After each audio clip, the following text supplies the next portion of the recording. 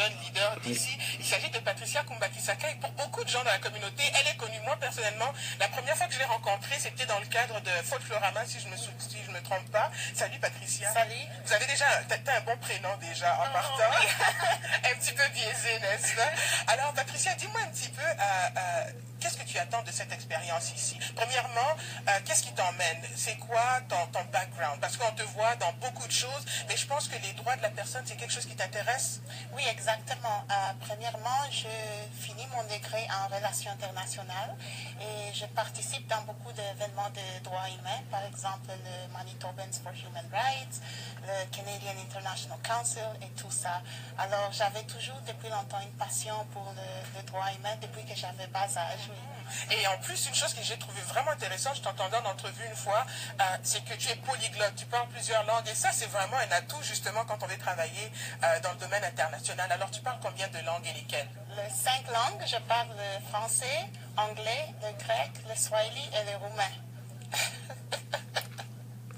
Pour nous qui avons 2 langues, là, je commence à me sentir un petit peu...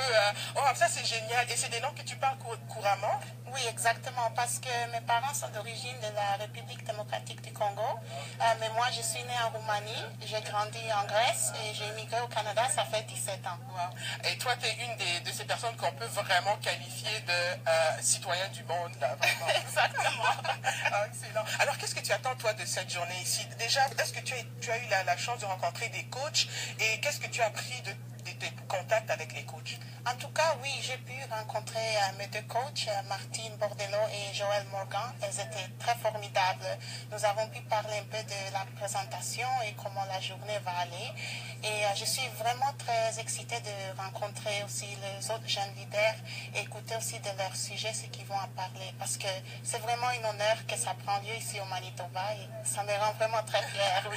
Oui. Et j'imagine que ça doit te rendre aussi encore plus fière parce que vous avez été choisi parmi plusieurs candidatures. Vous êtes un peu la crème de la crème, là, quelque part, qui est ici. Alors, j'imagine que ça a une importance encore plus importante pour vous, là, une importance plus importante. Et boy, le français le matin. C'est encore plus important pour vous d'avoir été sélectionné, mais aussi de participer à ce premier sommet. Vous êtes un petit peu les cobayes, là, si on veut, de ce projet ici. Oui, exactement, oui. Alors, vos attentes pour la journée, est-ce que nerveuse? Est-ce qu'il y a des choses, des questions qui vous restent encore là? En tout cas, non, je suis vraiment très, très contente et vraiment impatiente parce que je voudrais écouter les présentations de mes autres collègues. Et aussi, je pense que cette journée sera formidable et inoubliable pour nous tous. Et chacun d'entre vous aviez des thèmes que vous vouliez aborder. Alors, je ne sais pas si c'est secret ou est-ce qu'on peut en parler, mais c'est quoi le thème de ta mini-conférence aujourd'hui? Pour moi, c'est s'engager dans la culture canadienne et comme remplir la diversité aussi, oui.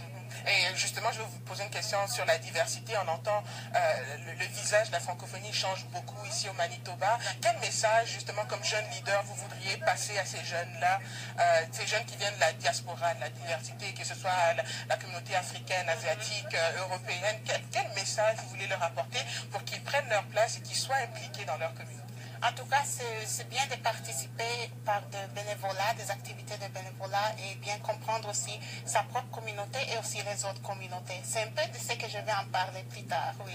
Eh bien, on ne va pas vendre la mèche tout de suite. Patricia, merci beaucoup de m'avoir parlé ce matin. Merci beaucoup. Et on souhaite une bonne journée là, de préparation et aussi de célébration. Merci beaucoup. Bonne journée. Merci.